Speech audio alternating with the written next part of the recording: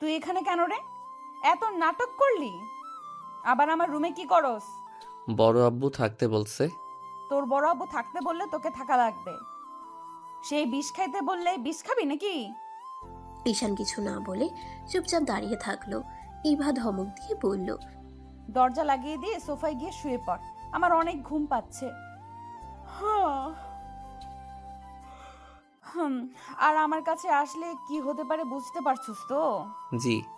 ঈশান দরজা লাগিয়ে দিয়ে সোফায় শুয়ে পড়ে যেতে নিলে ঈশান ফ্লোরে সোফার উপরে বালিশটার মাথার নিচে দিয়ে শুয়ে পড়ল। সকালে ঘুম ভাঙলে দেখে এবার রেডি হচ্ছে। ঈশান উঠে চোখ ডলতে ডলতে বলল, আপনি কোথায় যান? ভার্সিটিতে। ও আচ্ছা। ঈশান ওয়াশরুমে গিয়ে ফ্রেশ হয়ে নিল। রেডি হয়ে ব্যাগ নিয়ে নিচে গেলে এবার আম্মু বলে, ঈশান কোথায় যাচ্ছ? আন্টি আমি কলেজে যাব। ও, এবার তুই ঈশানকে নিয়ে যা, তোদের কলেজেই তো ভর্তি করা হয়েছে। মানে কি? মানে কিছু না, তুই নিয়ে যাবি, এটাই শেষ কথা। পারবো না, ওই একা যা। আমি কলেজে চিনি, একা যেতে পারবো। আচ্ছা, দুইজন খাবার খেয়ে নাও। ঈশান ইভা খাবার খেতে বসলো। দুজনের খাওয়া শেষ হইলে এবার আম্মু দুজনকে হাত খরচ দিল। ঈশান নিতে না চাইলে জোর করে দিল। দুইজন বাসা থেকে বের হয়ে গেল। ইভা বাইক নিয়ে চলে গেল। ঈশান রিক্সার অপেক্ষা করতে লাগলো। রিক্সা পেলে উঠে পড়লো। কলেজের গেটের সামনে নেমে পড়লো। কলেজের ভিতরে গেলে দেখতে পেল ইভা ক্যাম্পাসের মাঝখানে বসে আছে বন্ধুদের সাথে। ঈশান সামনের দিকে এগিয়ে যেতে লাগলো। ঈশান বুঝতে পারছে না কোনটা কার ক্লাস। ইভা অনেকক্ষণ ধরে ঈশানকে খেয়াল করতে লাগলো। ঈশানের ক্লাস রেখে অন্যদিকে যেতে দেখে ইভা একটা ছেলেকে ডাক দিল। ছেলেটা আসলে ইভা বলল, এই শোনো, ওই যে ব্ল্যাক কালার শার্ট পরা ছেলেটাকে দেখছো, ওকে ইন্টার ফার্স্ট ইয়ারের ক্লাসটা দেখিয়ে দাও। ছেলেটা চলে গেলে রাইসা বলে ওঠে, ছেলেটা কে রে? আমার বন্ধুর ভাগনা, আমাদের বাড়িতে থাকবে মনে হয়। কিউট বাচ্চা একটা। ওইদিকে না তাকিয়ে এইদিকে ফোকাস দে। এইদিকে ছেলেটা ঈশানকে ক্লাস দেখিয়ে দিয়ে চলে গেল। ঈশান ক্লাসে গিয়ে লাস্ট বেঞ্চিতে গিয়ে বসলো। ব্যাগ রেখে ঈশান ক্লাস থেকে বের হইল। হঠাৎ করে কয়েকটা ছেলে ঈশানকে ডাক দিল। ঈশান এদিকে যেতেই পিছন থেকে দুজন এসে ঈশানের কাঁধে হাত দিয়ে হাঁটতে লাগলো। ঈশান তাকিয়ে হেসে দিয়ে বলল, আমি তো ভেবেছিলাম তোরা আজ আসবি না। আরে আসবো না মানে? গার্লফ্রেন্ড বানাতে হবে, সিঙ্গেল থাকা যাবে না। আবার শুরু হয়ে গেছে। আঙ্কেলকে আমি বলে দিব। দেখ, মজা করছি। ঈশান, তুই কি হোস্টেলে উঠেছিস? না, মামার বন্ধুর বাড়িতে থাকবো, ওইখান থেকে কলেজে আসবো। ও আচ্ছা। হুম। তিনজন এগিয়ে গেলে রনি বলে ওঠে, এই তোমরা ইন্টার ফার্স্ট ইয়ারে নাকি? জি ভাইয়া। ও আচ্ছা, খুব ভালো। এই শোনো, আমাদের জন্য বাইরে থেকে স্পিডার চিপস নিয়ে আসো। আমরা কেন নিয়ে আসবো? আপনাদের জিনিস আপনারা নিয়ে আসেন। এই তো, সাহস তো কম না আমাদের মুখের উপর কথা বলাস। আমাদের কথা মতো না চললে এই কলেজে একদিন ও টিকতে পারবি না। তাড়াতাড়ি যা, না হলে। আনবো না, দেখি কি করতে পারেন। রাকিব, ঝামেলা করিস না, ভাইয়া টাকা দেন, আমি নিয়ে এসে দিচ্ছি। তোর টাকা দিয়ে নিয়ে আয়, এখন না হলে দুজনকে পিটিয়ে সোজা করে ফেলবো। ভাইয়া আমরা কেন টাকা দিব? ঈশান রাকিবকে রনির বন্ধুরা মারতে যাবে, সাথে সাথে পিছন থেকে ইভা বলে ওঠে, এখানে হচ্ছেটা কি? দেখেন না উনি আমাদের মারতে আসছে। ইভা আপু, তুমি এখানে থেকে যাও। এই ছেলেগুলো অনেক বেয়াদব, আমাদের সাথে বেয়াদবি করছে। ওদের সাহস দেখে আমি বাঁচি না। কিসের বেয়াদবি করছে? এই যা এখান থেকে তোরা। আপু, আমরা সত্যি বলছি, ওদের জিজ্ঞেস করো। না, আমরা বেয়াদবি করি নাই, উনি আমাদের বলছে যে দোকান থেকে স্পিড আনতে। রাকিব আনবে না বলছে, পরে আমি তারপর আনতে চাইলাম, বাট উনি বলে আমাদের টাকা দিয়ে নিয়ে এসে দিতে। ইভা রেগে ঈশানের গালে থাপ্পড় মেরে দিলে সবাই হা হয়ে গেল। সবাই ভয়ে ঢুক গিলতে লাগলো। ঈশান গালে হাত দিয়ে দাঁড়িয়ে আছে, নিচের দিকে তাকিয়ে চোখ দিয়ে টপ টপ করে পানি পড়তে লাগলো। রনিরা মিটে মিটে হাসতে লাগলো। ইভা রেগে গিয়ে বলে, এই তুই এত ভীতু কেন রে? তোর বন্ধু তো সাহসী, তুই কোন হিসাবে ওর চাকরিগিরি করতে চাস? তুই কোন হিসাবে ওর চাকরগিরি করতে চাস? তুই এখানে পড়াশোনা করতে এসেছিস, কারো চাকরগিরি করতে না। এখনই ওদের গালে থাপ্পড় যদি না দেস, তোর কপালে দুঃখ আছে। থাপ্পড় মার বলছি। ইভার কথা শুনে রনিরা ঢোক গিলতে লাগলো। রাকিব তুলি খুশি হয়ে রনিকে দুজন দুই দিক থেকে থাপ্পড় মারলো। ঈশানের দিকে ইভা তাকিয়ে বলে, কিরে তুই গালে হাত দিয়ে আসিস কেন? থাপ্পড় মার বলছি। ওনারা আমার বড়, আমি ওনাদের গায়ে হাত দিতে পারবো না। কুত্তা, ওই তোকে বিনা কারণে মারতে নিয়েছিল, আর তার গায়ে হাত দিতে পারবি না? থাপ্পড় মারবি নাকি আরেকটা থাপ্পড় আমি তোকে দেব? দেন, তাও আমি ওনাকে মারতে পারবো না। হিবা আপু, তুমি কাজটা ভালো করলে না। আমার সাথে লাগতে আসো না, বলে দিলাম। বিষয়টা কিন্তু ভালো হবে না। ইভা রেগে রনির চুল ধরে বাইকের ট্যাঙ্কির উপরে দিল বাড়ি লাগিয়ে, আর বলে, আমাকে হুমকি দেস? কি করবি তুই? তো সাহস দেখে বাঁচি না। আমাকে হুমকি দেস? ইভার মার দেখে সবাই ভয়ে দৌড়ে পালালো। রাকিব তুলিত খুশিতে শীষ বাজিয়ে বলল, আপু, আমি তো আপনার অনেক বড় ফ্যান হয়ে গেলাম। আমার ফ্যান হতে হবে না, তোমাদের ওই বলদটাকে ঠিক করো। ইভা কথাগুলো বলে চলে গেল। ঈশানের অনেক ভালো লাগলো। ঈশান খুশি হইলে প্রকাশ করলো না। ঈশান রাকিব তুলির সাথে যেতে লাগলো। ক্লাস সময় হলে তিনজন ক্লাসে চলে গেল। মনোযোগ দিয়ে ক্লাস করতে লাগলো। ক্লাস শেষ হইলে তিনজন লাইব্রেরি খুঁজতে লাগলো। লাইব্রেরিতে গিয়ে তিনজন নিজেদের পছন্দ মতো বই খুঁজতে লাগলো। ঈশানের হাতে রাকিব একটা বই দিলে সাথে সাথে ইভা সামনে আসলে ঈশানের হাত থেকে বই ফেলে বলল, না না, আমি এইসব পড়ি না। রাকিব দিয়েছে আমার হাতে। ক্লাস বাদে এখানে কি করস? ক্লাস নাই, আর লাইব্রেরি বইগুলো পড়তে ভালো লাগে। যা চুপচাপ পড়, বেশি কথা বললে বের করে দিব। এই লাইব্রেরির দায়িত্ব আমার, বুঝলি? আচ্ছা। ঈশান বই খুঁজতে লাগলো। বই পেয়ে গেলে তিনজন একসাথে বসে পড়তে লাগলো। হঠাৎ করে রাইসা এসে বলল, হাই, হ্যালো। তোমাদের সাথে কি বসতে পারি? জি অবশ্যই আপু, বসুন। রাইসা ঈশানের সামনে বসলো। ঈশান ওইদিকে মনোযোগ না দিয়ে বই পড়তে লাগলো। ঈশান রাকিবকে বলল, এই রাকিব গার্লফ্রেন্ড বানানোর একটা বই পাইছি। ঈশান কথাটা বলে সামনের দিকে তাকাতেই সাথে সাথে ভেবাচেকা খেয়ে গেল। রাইসা ব্রুকুচকে বলল, গার্লফ্রেন্ড বানানোর বই পাওয়া যায় এখানে? মানে আপনি যা ভাবছেন তেমন কিছু না। তুমি নিজেই তো বললে, তোমাকে তো কত কিউট বাচ্চা লাগছিল, নম্র ভদ্র। ভাবলাম এখন দেখি তুমি অন্য ছেলেদের মতো গার্লফ্রেন্ড খুঁজছো। সি ঈশান, তুই এখানে পড়তে এসেছিস আর পড়া বাদ দিয়ে গার্লফ্রেন্ড খোঁজার জন্য বই পড়ছিস? রাকিব কথাগুলো বলে মিটে মিটে হাসতে লাগলো। ঈশান তো পুরো ব্যাককল হয়ে গেল। ঈশান বলে, মিথ্যা কেন ফাঁসিয়ে দিচ্ছিস? এই বইয়ের ভিতরে নায়ক নায়িকাকে পটানোর জন্য সুন্দর সুন্দর প্ল্যান করছে। তোকে ভালোভাবে সাহায্য করতে চাইলাম, ভালো লাগলো না তাই যা, এই বই তোকে আমি দিবই না। ওই রাইসা, এখানে এত চিল্লাপাল্লা কেন? এই পিচ্চি গার্লফ্রেন্ড বানানোর জন্য বই পড়ছে? কি? ঈশান ভয় পেয়ে ঢোক গিলতে গিলতে বলে, না না, আমি এটার জন্য বই পড়ছি না। আমার থ্রিলার গল্প ভালো লাগে, বাট এখানে যে একটু রোমান্স আছে এইটা জানতাম না। বই রাখ, বের হ তুই এখান থেকে। গার্লফ্রেন্ড বানাচ্ছি তোকে। বিড়াল, তোকে আমি পরে দেখে নিব। এই বাই, সরি মজা করছি। ওই ঈশান শোন না। ওই বাই। ঈশান রাকিবের কোনো কথা না বলে চলে যেতে লাগলো। রাকিব ঈশানের পিছন পিছন যেতে লাগলো। তুলি এখানে বসে থেকে বই পড়তে লাগলো। মনটা ভাঙে গেল। পিচ্চিটারে ভালো লাগলো, এইটাও একটা লুচ্চা এই বয়সে গার্লফ্রেন্ড খোঁজা শুরু করছে। আরে আপু, ওকে ভুল বুঝছেন। ঈশান অনেক ভালো ছেলে, নম্র ভদ্র শান্ত একটা ছেলে। রাকিব সারাদিন আমাদের মাথা নষ্ট করে দেয়, গার্লফ্রেন্ড লাগবে ওর, মেয়ে কিভাবে পটাবে সেই জন্য হাজারো বই পড়ে। আর ঈশান একটু দেখছে তাই ওকে জানানোর জন্য বলছে, আর রাকিব ওকে ফাঁসিয়ে দিয়েছে। যাক, মনটা ভাঙে নাই। তুই লুচ্চামি কম কর, বই পড়লে পড়, না হইলে ক্লাসে যা। এত চেতা যাস কেন? তাহলে চুপ থাক, বাকি সবার সমস্যা হচ্ছে। রাইসা মুখ ভেঙচি দিয়ে পড়তে লাগলো। এদিকে ঈশানের থেকে বইটা চাইতে লাগলো। ঈশান ক্লাসে চলে গেল। ম্যাম আসলে আর কিছু বলতে পারলো না। ঈশান সব ক্লাস শেষ করে ক্যান্টিনে চলে গেল।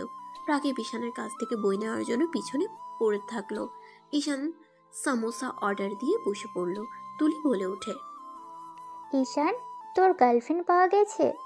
মানে? বাম সাইডে দেখ, সিনিয়র ওই আপুটা। ঈশান বামে তাকাতেই দেখে ইভা আর রাইসা আর কয়েকটা ছেলে। ঈশান বলে, ড্যাড কি যাতা বলস?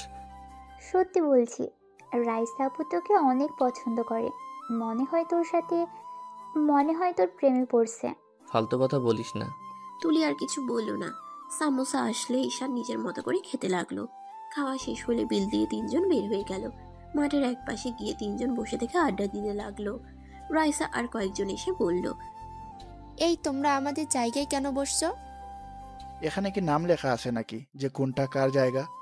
না মানে সেই রকম কিছু না, এখানে আমরা বসি আর কেউ বসে না। সবাই জানে এখানে আমাদের টিমের সদস্যরা শুধু বসে। ও আচ্ছা, সরি আপু, আমরা জানতাম না।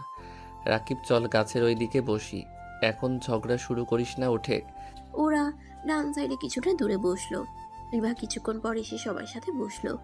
ইভা ঈশানকে দেখে বলল, ওই তোদের ক্লাস শুরু হয়েছে, যা এখান থেকে। ক্লাস করব না, সব ক্লাসে শুধু পরিচয় পর্ব হয়। পরিচয় হয়ে নে, যা। প্রথম দিন এসে এই অবস্থা, আর তো বাকি দিন পড়ে আছে, যা এখান থেকে। ঈশান কিছু না বলে রাকিব তুলিকে নিয়ে ক্লাসে চলে গেল। কলেজ ছুটি হলে তিনজন বের হয়ে যায়। ঈশানকে রাকিব বলল, দোস্ত, সামনে একটা পার্ক আছে, চল আমরাও এখানে যাই। তুই কিভাবে জানলি? আমি এসেছিলাম তাই জানি, চল। তিনজন পার্কে চলে গেল। গিয়ে অনেকক্ষণ থেকে সন্ধ্যার দিকে যার যার মতো চলে গেল। ঈশান বাসায় গিয়ে কলিং বেল বাজাতেই ইভা দরজা খুলে রাগের লোক নিয়ে তাকিয়ে বলে, কিরে, তুই এতক্ষণ কই ছিলি? তোর কলেজ ছুটি হয়েছে কখন, আর আসলি কখন? আসলে আমি পার্কে ঘুরতে গেছিলাম। কি? কোন পার্কে? ওখানে তো দুইটা আছে, কোনটাতে গিয়েছিলি? নাম খেয়াল নাই। ইভা কিছু বলতে যাবে ইভার আম্মু বলে উঠল, কি ব্যাপার ঈশান, ভেতরে না এসে বাইরে দাঁড়িয়ে আছো কেন? আম্মু ওকে ভুলেও বাচ্চা ভেবো না। তুমি জানো ওই লাইব্রেরিতে গিয়ে কি কি পড়ছে? আপু মিথ্যা বলবে না তো? ঈশানের মুখ থেকে আপু ডাক শুনে দুজন ভ্রুকুচকে তাকালো। ইভার আম্মু বলে, ঈশান এসব কি বলো? এবার তোমার স্ত্রী, তুমি ওকে আপু কেন বলছো? আপনারা আঙ্কেল আন্টি হইলে উনি তো আপু হয়। ইভা কথাটা শুনে আগে কিছু বলবে তার আগেই ইভার আম্মু বলে, এবার তোমার আগে আপু ছিল, এখন তো তোমাদের বিয়ে হয়েছে, তার মানে এখন থেকে ও তোমার স্ত্রী, আর বউকে কেউ আপু বলে ডাকে? তাহলে কি বউ বলে ডাকবো? খবরদার, একদম না। আমাকে তুই কোনো কিছুই বলবি না, আপু বলবি না, বোনও না, কিছুই না। আর হ্যাঁ, আমার সাথে যে তোর বিয়ে হয়েছে এইটা যেন কেউ না জানে, জানলে তোর খবর আছে। তাহলে ডাকবো কিভাবে দরকার হইলে? বউ বলে ডাকো, ওর কোথাও রাখো, যাও ফ্রেশ হয়ে নাও।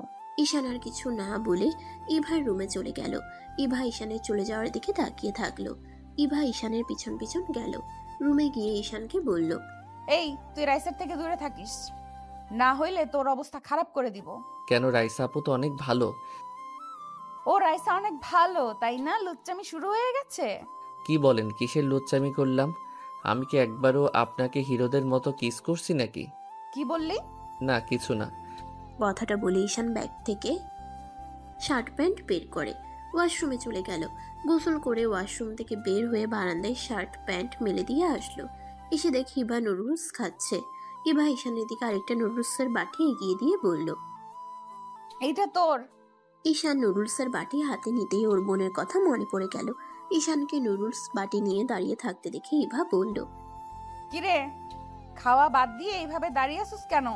বোনটার কথা খুব মনে পড়ছে। আমার বোনটা নুডলস খেতে অনেক পছন্দ করে।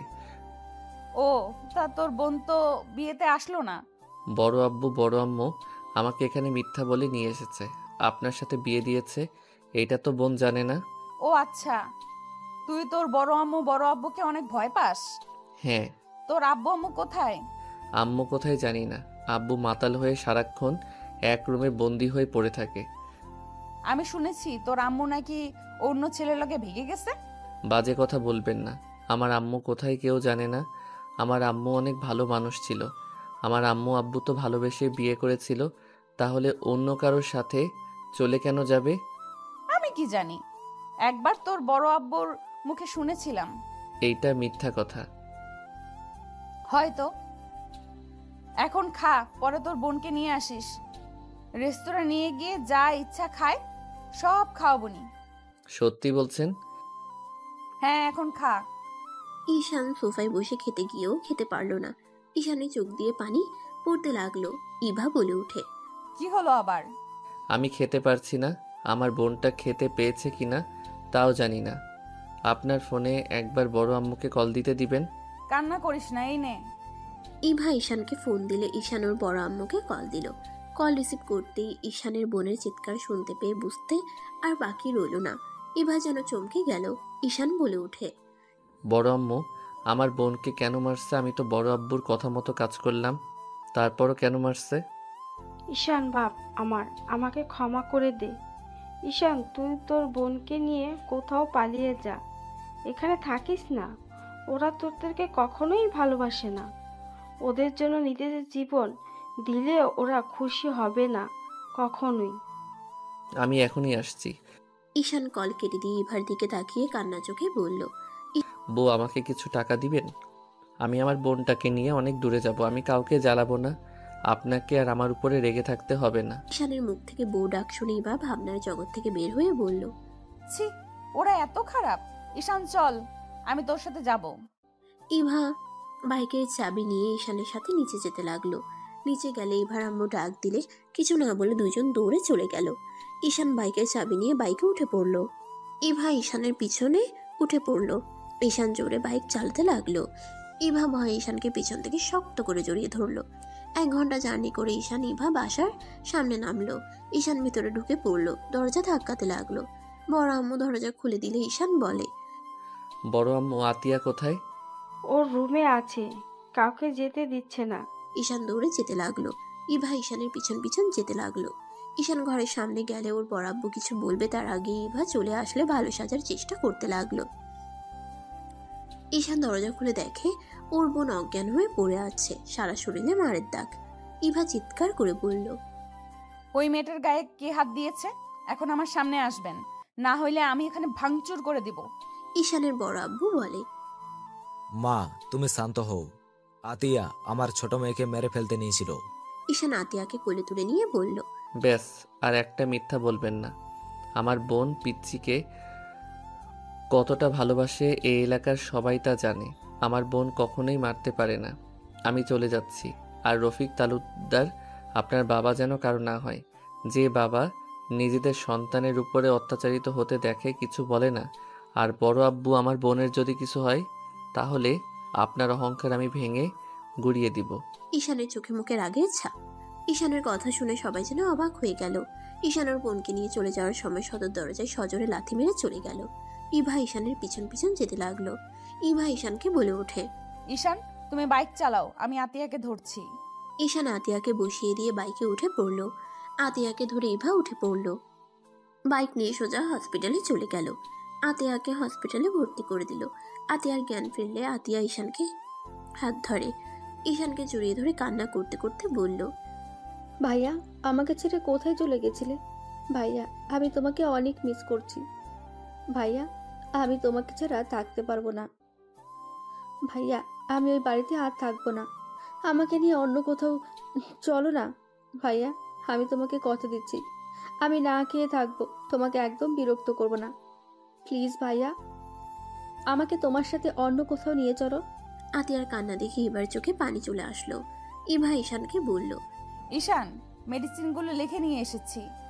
আর তোমরা কান্না করো না, আজ থেকে তোমরা আমাদের বাড়িতে থাকবে। আমারও কোনো বোন নাই, আজ থেকে তুমি আমার ছোট বোন। ইভা আতিয়ার কাছে গেলে আতিয়া ঈশানের দিকে তাকায়। ঈশান বলে ওঠে, উনি আমার স্ত্রী। গতকাল ওনার সাথে আমার বিয়ে হয়েছে।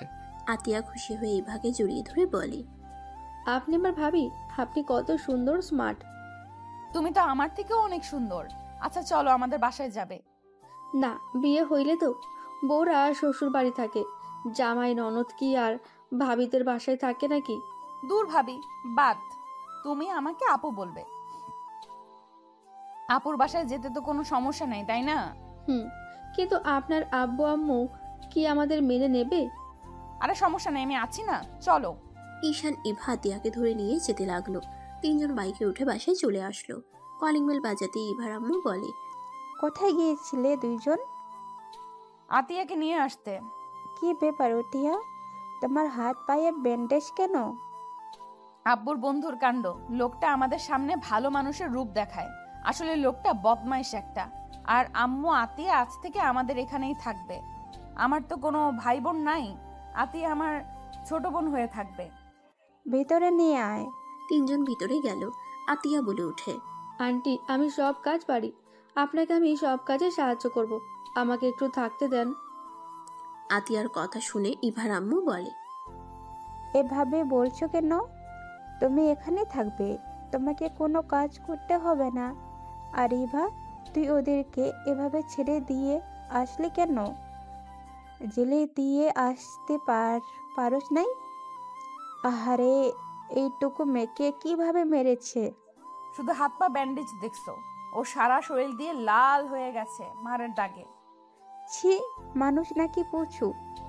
ছি, এবার আসুক আমাদের বাড়িতে, খবর আছে। আচ্ছা, আটেয়াকে রুমে নিয়ে যা। ঈশান ইভার আম্মুকে ধন্যবাদ দিয়ে চলে গেল। ইভা আতিয়াকে একটা রুমে থাকতে দিল। ঈশান ইভার রুমে বসে আছে। ইভা রুমে ঢুকতে ঈশানের কাছে এসে বলল, এইবার তুমি খুশি? আর হ্যাঁ, তুমি এইভাবে যতদিন মানুষকে ভয় পেতে থাকবে, মানুষ তত মাথায় উঠে নাচবে। মানুষকে বেশি উপরে তুলতে হয় না, যে যেমন তার সাথে তেমন করা উচিত। ঈশান ইভাকে আর কিছু বলতে না দিয়ে ইভাকে শক্ত করে জড়িয়ে ধরলো। ইভা থমকে গেল।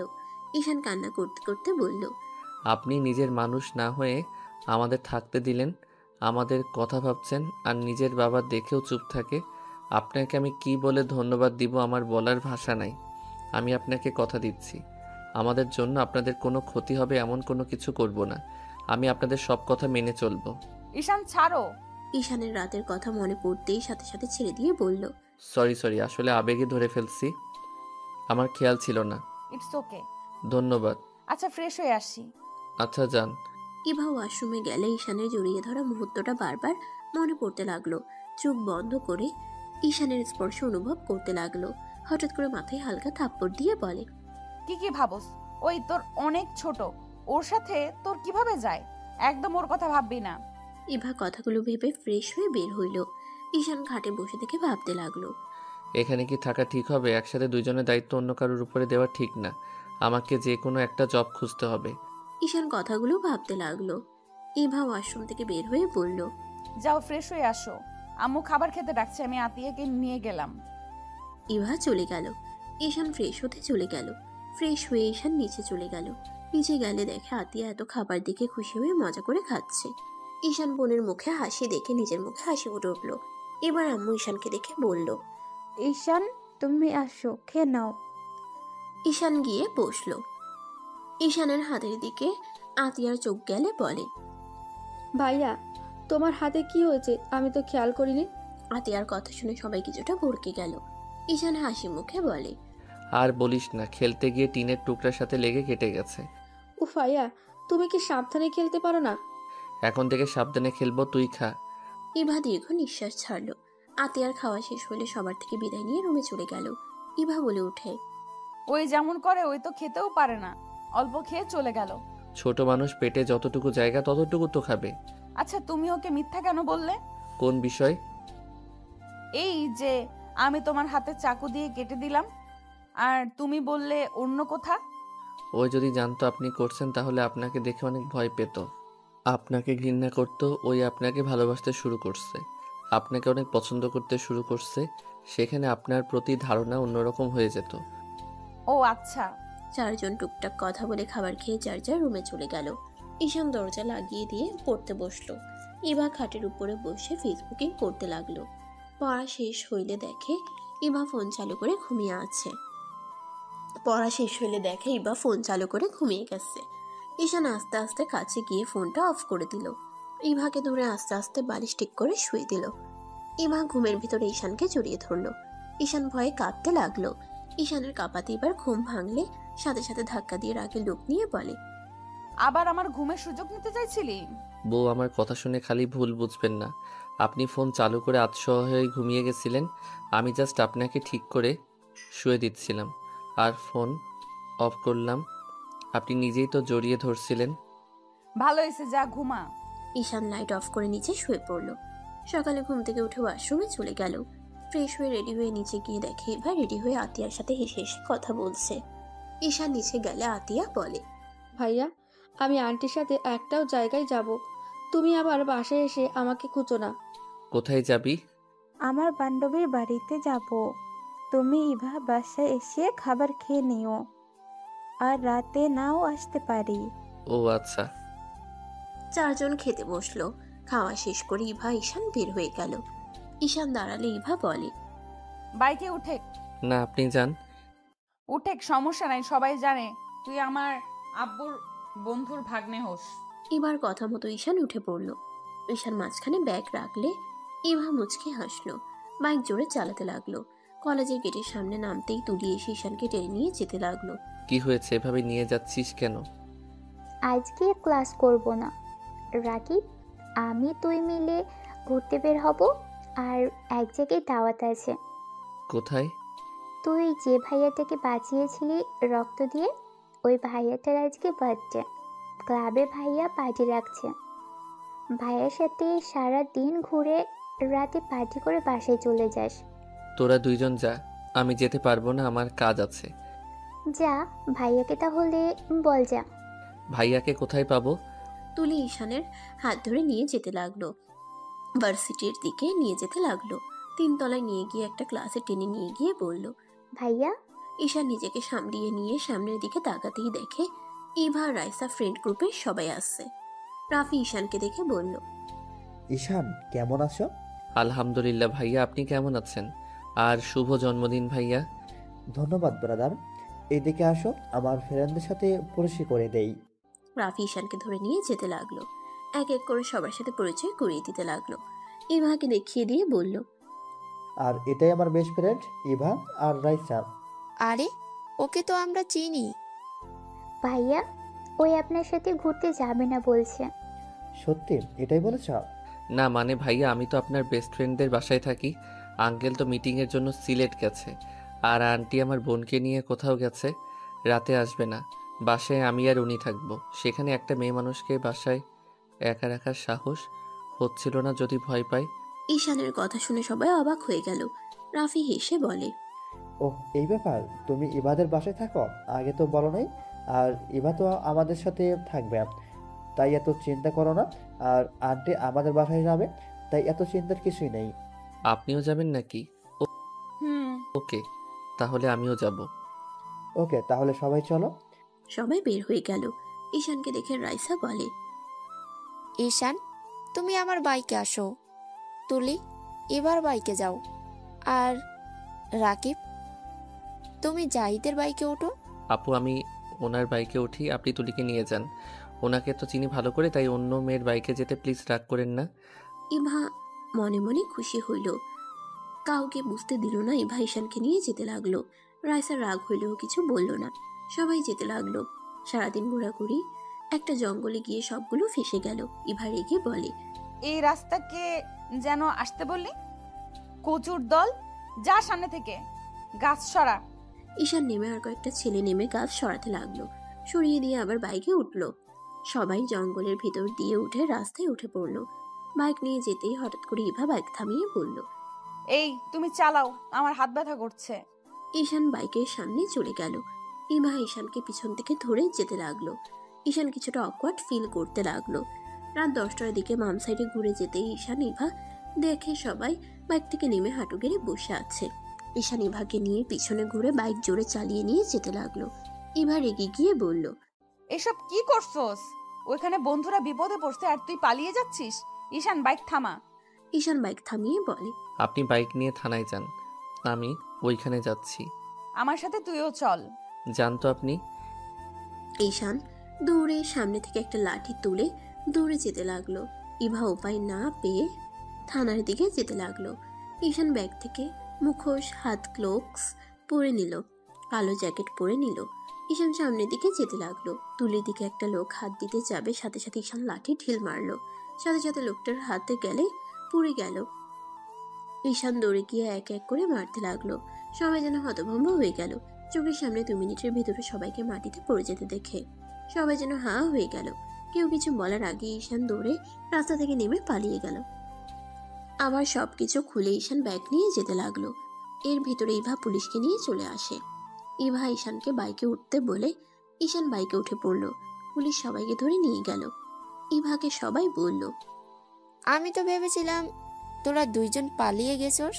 থানায় গিয়েছিলাম, পালিয়ে কেন যাব?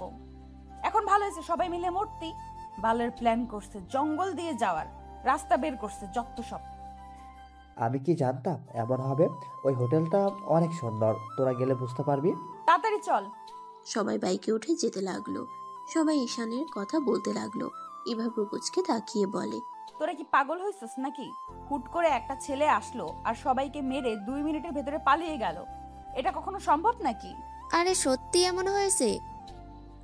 আমরা সবাই দেখেছি। এটা কখনোই সম্ভব না, চোখে ভুল দেখছেন আপনারা। এইসব কথা শুনে সবাই মিলে তর্ক করতে করতে হোটেলে চলে আসলো। সবাই হোটেলে গিয়ে আসলে অবাক হয়ে যায়। ভিতরে গিয়ে সবাই মিলে ছাদে চলে গেল। রাফি বলে ওঠে, কি কেমন? ওয়াও, আসলে অনেক সুন্দর তো।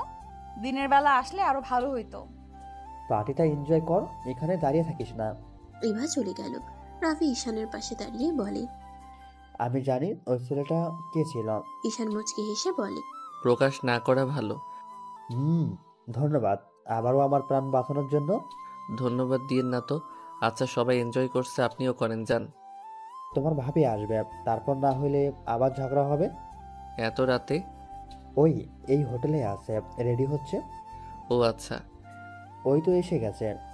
রাফি ঈশান রাফির গার্লফ্রেন্ড সামনে গেল। রাফির গার্লফ্রেন্ড ঈশানের গাল ধরে আদর করে দিল। ঈশান লজ্জায় বলে, আপু সবার সামনে এমন করো না তো। উনি এখন কলেজে পড়ে, বড় হয়ে গেছে। ঈশানের গাল ধরে বলে, তুই আমার ছোট ভাই, ছোট থাকবি, কখনোই বড় হবি না।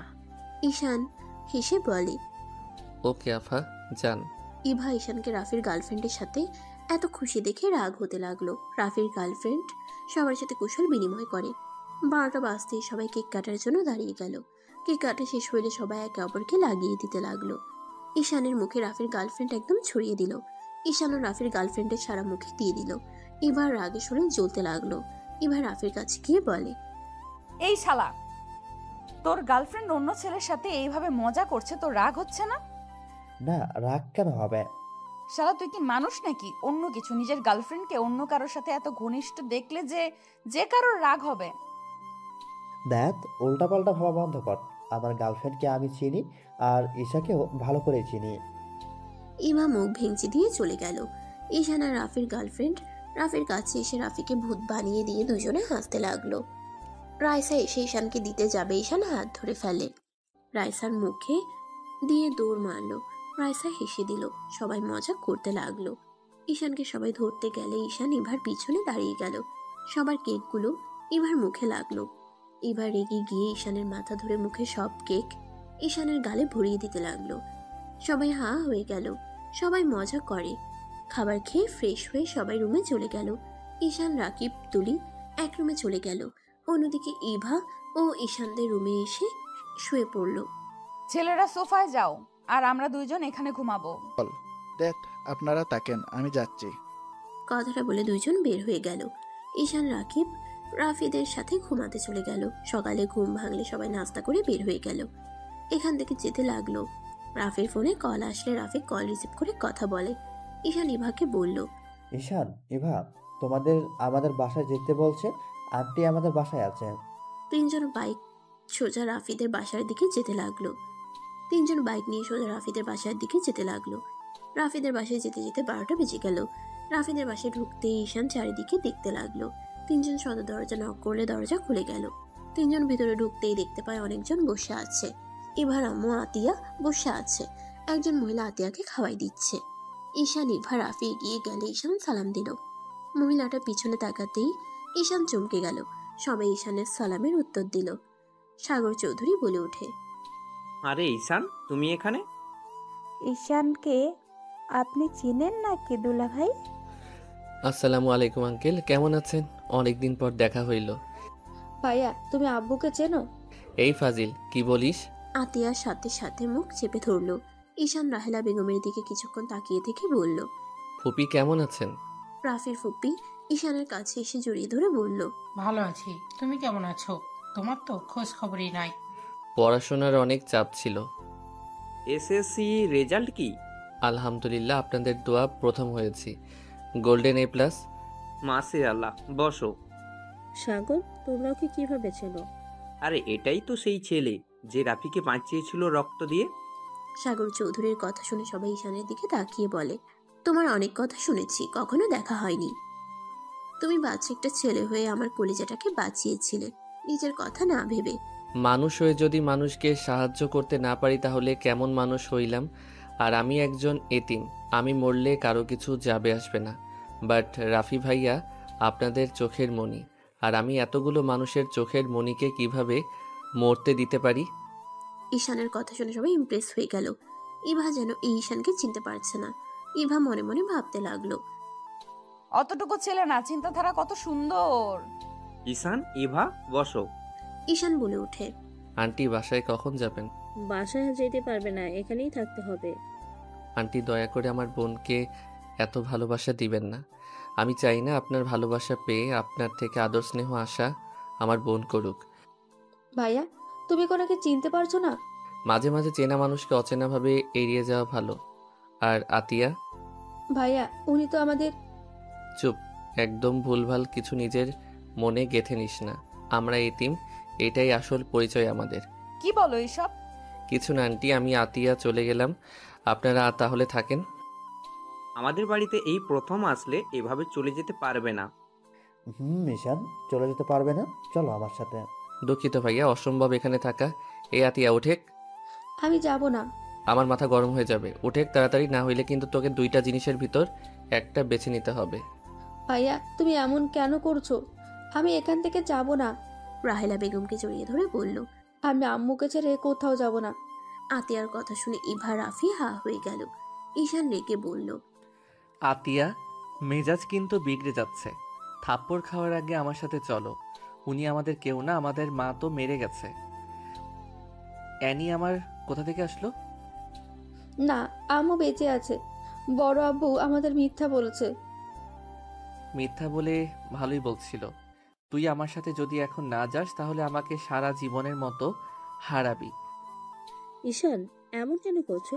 দেখো ঈশান, আমি জানি আমার উপর রাগ হওয়া স্বাভাবিক, বাট তুমি আমার পুরো কথা শুনলে বুঝতে পারবে। আমার কিছু শোনার নাই, বোঝার তো দূরের কথা। আপনাকে আমি সম্মান করতাম, বাট এখন আপনাকে আমি ঘৃণা করি।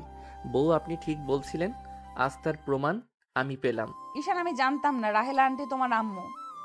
আন্টি অনেক ভালো মানুষ। এত কিছু শুনে লাভ নাই। আতিয়া, তাহলে তুই আসবি না? ওকে, ভালো থাক তুই তোর আম্মুকে নিয়ে, আমাকে আর কোনো দিন পাবি না। ঈশান কথাটা বলে চলে যেতে লাগলো। রাফি আটকাতে গেলে ঈশান বলে, ভাইয়া ছাড়েন।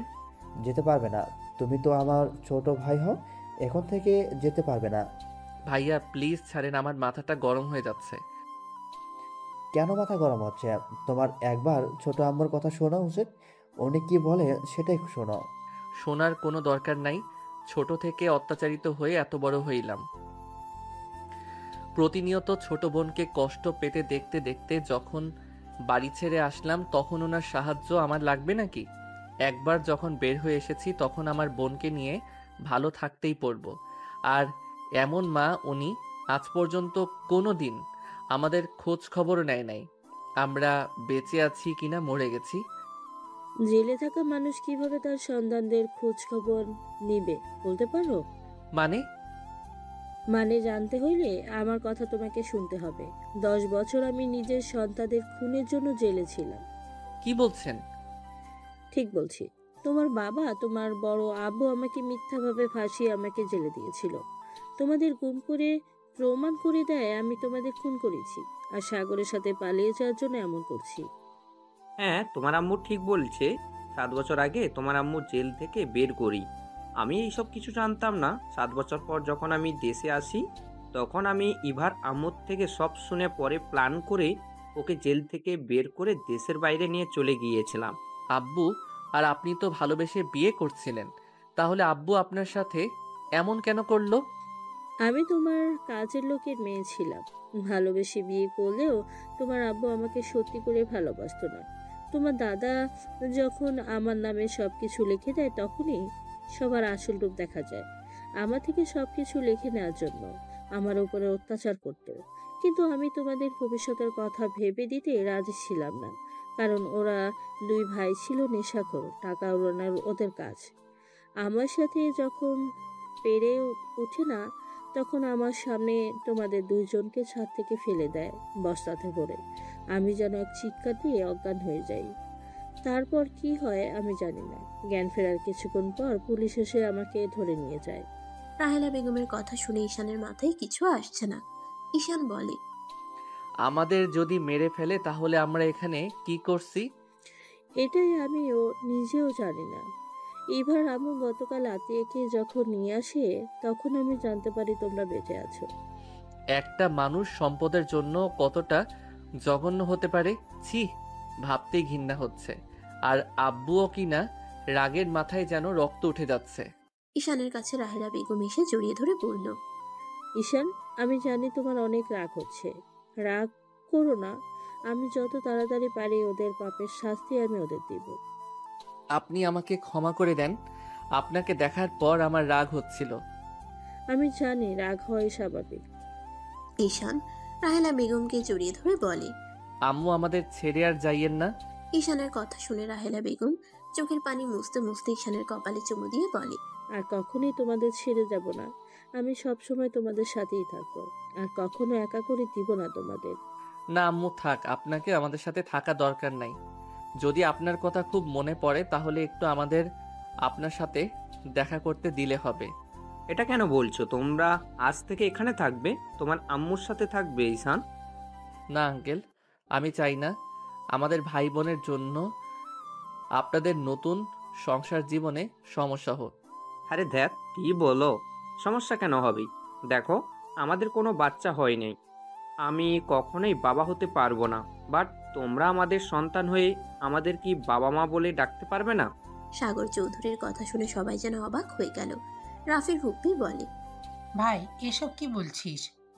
ঠিক বলছি, ডাক্তার অনেক দেখাইছি, কাজ হয় নাই।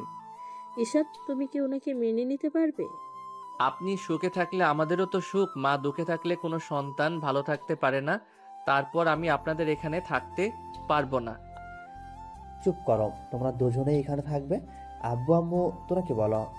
রাফির কথা শুনে সবাই ঈশান আতিয়াকে থাকতে বলতে লাগলো। ঈশান সবার ভালোবাসা দেখে রাজি হয়ে যায়। ঈশানকে নিয়ে রাফি রুমে চলে গেল। ঈশান ফ্রেশ হয়ে রাফির সাথে নিচে আসলো, সবার সাথে বসে খাবার খেতে লাগলো। ঈশানের আম্মু ঈশানের দিকে তাকিয়ে খুশিতে চোখের পানি চলে আসলো। ঈশান বলে ওঠে, আম্মু কান্না করছেন কেন? না কিছু না, তুমি খাও। ঈশান খাবার খেতে লাগলো। খাওয়া শেষ হইলে ইভা বলে, আন্টি আঙ্কেল, আমি যে আপনাদের ছেলের বউ হয়েছে আপনারা কি মেনে নিয়েছেন নাকি আমাকে পছন্দ না? ইভার কথা শুনে সবাই হেসে ফেলল। সাগর চৌধুরী বলে ওঠে, না না, আমাদের বৌমাকে অনেক পছন্দ হয়েছে। যাক, শুনে ভালো লাগলো, বাট আপনাদের ছেলে তো আমাকে পছন্দ করে না। ইভার কথা শুনে সবাই ঈশানের দিকে ভ্রুকুচকে তাকালে ঈশান বলে, আমার দিকে এভাবে তাকিয়ে আছেন কেন? আরে উনি আমার সিনিয়র, আর উনি অনেক রাগী। ওনার সাথে কথা বলতে ভয় লাগে, কখন রেগে যাবে কে জানে। বউকে ভয় পাওয়া ভালো, বাট সিনিয়র বলে কখনই বউকে সম্মান করো না। স্বামী স্ত্রীর সম্পর্কটা হয়তো এখন বুঝতে পারছো না তুমি, এখনো অনেক ছোট, আস্তে আস্তে সব বুঝে যাবে। আমি অত ছোট না, আমি জানি বউকে সম্মান করতে হয়। বউ রেখে অন্য মেয়ের সাথে বেশি মেশা লাগে না। সব সময় বউকে খুশি রাখার চেষ্টা করতে হয়। এত কিছু জানো, তারপর না গতকাল পার্টিতে ওইসব কি করলে? পুরো লুচ্চা একটা। বাজে কথা বলবেন না, উনি আমার বড় বোনের মতো, আমাকে উনি ছোট ভাইয়ের মতো ভালোবাসে। রাফি ভাইয়াকে জিজ্ঞেস করেন। ও, এই তার কাহিনী? এই তুই না আমার বেস্ট ফ্রেন্ড, কই আমাকে তো একবার বললি না ঈশানের সাথে তোর বিয়ে হয়ে গেছে? সে অনেক কথা, সব কথা শেয়ার করে মার খায়, তাই না? কেন? আর এই ঈশান, তুমি এই ফুল হাতা শার্ট পরে থাকো কেন? ভাইয়া হাত কাটা মনে হয়, সেটাও ঢেকে রাখার জন্য ফুল হাতা শার্ট পরে। কিভাবে কাটলো দেখি? ঈশানের হাত কাছে নিয়ে শার্টের হাতা উপরের দিকে তুলে দেখে ব্যান্ডেজ করা। রাহেলা বেগম বলে ওঠে, কিভাবে কাটলো? তেমন কিছু না, একটু কেটে গেছে। আর এই জন্য ফুল হাতা পরি, কারণ এইটা দেখলে সবাই হাজার প্রশ্ন করবে। এটা ভালো লাগে না। একটু সাবধানে খেতে পারো না? থাকবো এখন থেকে। ইভা ঈশানের দিকে তাকিয়ে বলল। হঠাৎ করে ইভার কল বেজে উঠলে কল রিসিভ করতেই ঈশানের দিকে দিয়ে বলে, তুলি কল দিয়েছে। ঈশান ফোনটা কানে নিয়ে তুলি বলে, ঈশান পার্কে আই। পার্কে গিয়ে কি করবি? আসতে বলছি, আই। আগামীকাল থেকে কলেজ যেতে হবে, আজকে ছুটি, তাড়াতাড়ি আই। রাকিব বের হয়েছে, তুই আই। আচ্ছা আসছি। তাও রাগ করিস না। গুড, আই তাড়াতাড়ি। ঈশান কল কেটে ইভার দিকে ফোন দিয়ে বলল, আমি একটু বের হব। কোন পার্কে যাবে? গতকাল যেটাতে গেছিলাম ওইটাতে। এখন কোন সময়ের যাওয়া? আরে ওরা যেতে বলছে, না গেলে রাগ করবে। আমি আসছি। ঈশান সবার থেকে বিদায় নিয়ে বের হয়ে গেল। ঈশান রিক্সা নিয়ে চলে গেল। পার্কের ভেতরে ঢুকতেই তিনজন ভ্যাবাচেকা খেয়ে গেল। ঈশান তুলির চোখ ধরে টেনে পার্ক থেকে বের হয়ে গেল। তুলি লজ্জায় বলে ওঠে, কুত্তা, এই পার্কে সাজেশনে রাকিবের বাচ্চা দিয়েছে। কচু আগে দেখবি না, তারপর নিয়ে আসবি। আরে ভাই, কে জানতো এইটাতে এত সুন্দর অবস্থা? আগেরটাতে কত ভালো ছিল, আমি ভেবেছিলাম এইটাও ভালো হবে। টাকাটা নষ্ট। দেখ, চল লেকের পাড়ে যাই, আর টিকিট কিনবো না। তিনজন লেকের পাড়ে চলে গেল। তিনজন বসে থেকে আড্ডা দিতে লাগলো। সন্ধ্যার দিকে তিনজন যার যার মতো চলে গেল। ঈশান রাফিদের বাসায় চলে গেল। বাসার ভিতরেই ঢুকতে দেখে সবাই মজা করছে। ঈশান এগিয়ে গিয়ে বলল, আমাকে রেখে কি নিয়ে তো হাসাহাসি হচ্ছে? তোমার বউ আমার 12টা বাজিয়ে দিয়েছে, সবাইকে তোমার আপুর ব্যাপারে বলে দিয়েছে। এখন সবাই ছবি দেখার জন্য উঠে পড়ে লেগেছে। এইটা তো ভালো। আঙ্কেল আন্টি আপু অনেক ভালো। ভাইয়াকে বিয়ে করিয়ে দেন। আমি ইন্টারে উঠে বিয়ে করলাম, আর ভাইয়া তো আমার থেকে বড় আছে। এভাবে রিলেশন কন্টিনিউ করার থেকে বিয়ে করা ভালো। ঠিক বলছো, কিন্তু এই ফাজিল তো ছবি দেখাচ্ছে না। ছবি দেখা লাগবে না আঙ্কেল, সরি মানে আব্বু। আপনি ফুপি তো ওনাকে চেনেন। ঈশানের মুখে আব্বু আম্মু ডাক শুনে রাহেলা বেগম সাগর চৌধুরীর মুখে হাসি ফুটে উঠল। সাগর চৌধুরী রাফির ফুপ্পি বলে, তাই কি সেই? রাফি ভাইয়া যে বাসায় ভাড়া থাকতো, ওই বাসায় যে তৃতীয় তালায় যে রূপা নামে একটা মেয়ে থাকতো, ওইটাই সেই। কথা শুনে সবাই হা হয়ে গেল। রাফির দিকে তাকাতেই রাফি লজ্জায় মাথা নিচু করে ফেলল। আচ্ছা বাবা, ওটা ফ্রেন্ড ছিল তাই না? না মানে, আরে ফাজিলের ফাজিল, আমাদের কিভাবে বোকা বানাইলো। ভাই ভাবি, আপনাদের বৌমাকে আমরা চিনি। লতিফ খানের একমাত্র নাতনি, মেয়েটা নম্র ভদ্র।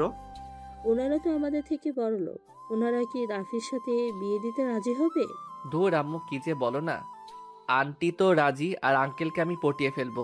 এইটা নিয়ে প্যারা নাই। আর আপু যা বলে ওনার ফ্যামিলি তাই মেনে নেয়। তাহলে আর কি, বিয়ের প্রস্তাব নিয়ে যাব কি বড় ভাইয়া? সবাই কথা বলতে লাগলো। রাফি লজ্জায় চলে গেল। 9টার দিকে সবাই খাবার খেতে বসলো। খাবার খেয়ে ঈশান, ইভার আম্মু, ইভা সবার থেকে বিদায় নিয়ে চলে গেল। ঈশান বাইক চালাতে লাগলো। ইভা তারপর ইভার আম্মু বসে আছে। তিনজন বাসে চলে গেল। ঈশান ইভা নিজেদের রুমে চলে গেল। ঈশান শার্ট প্যান্ট নিয়ে গোসল করতে চলে গেল। গোসল করে সোফায় বসতেই ইভা বলে, আজকে খাটে ঘুমাও, নিচে ঘুমাতে হবে না। আর কোনো রিস্ক নিব না। আবার কখন দেখা যাবে একটু হাত পা উঠে গেলে। সকালে উঠে দেখবো আমার হাত পা নিচে কাটা অবস্থায় পড়ে আছে। ঢং ভালোভাবে বললাম, ভালো লাগলো না? যা, তোর নিচে ঘুমানো উচিত, যা ভাগ। ঈশান ইভার দিকে ভ্রু কুঁচকে তাকিয়ে বলে, আমি কখন আপনার কাছে গেলাম যে যা ভাগ বলেন? সাহস থাকলে তো আসবি, ভীতু কোথাকার, যা এখান থেকে। ঈশান উঠে বলে, আমি ভীতু, কাছে গেলে বাবুর আম্মুর বানিয়ে দিব একেবারে। ঈশান কথাটা বলে সাথে সাথে মুখ চেপে ধরলো। ইভা বেচাকা খেয়ে গেল, লজ্জা পেয়ে গেল। নিজেকে স্বাভাবিক করে রাগী লোক নিয়ে বলে, এইসব কি ধরনের কথা? তুই কি এইসব রোমান্টিক উপন্যাস থেকে শিখছিস নাকি নাকি ওই ফালতু পার্কে গিয়েছিলি? ঈশান ঢোক গিলে বলে, না মানে ভুলে বলে ফেলেছি, সরি। আমার ঘুম পাচ্ছে, গুড নাইট।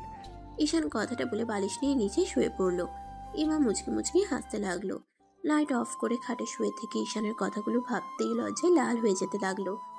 ভাবতে ভাবতে ঘুমিয়ে গেল। সকালে ঘুম ভাঙলে ঈশানকে নিচে ঘুমাতে দেখে মুগ্ধ নয়নে দেখতে লাগলো। ঈশানের ঠোঁটের দিকে চোখ গেলে ইভা নিচে নেমে ঈশানের কাছে যাবে, সাথে সাথে ঈশানের ঘুম ভেঙে গেল। ইভা সাথে সাথে উঠে পড়ে, ঈশানকে দেখে বলে, এই কলেজে যাবে না নাকি? নাক ডেকে ঘুমাচ্ছ? আমি আবার কবে থেকে নাক ডাকলাম? প্রতি রাতেই তো ডাকো।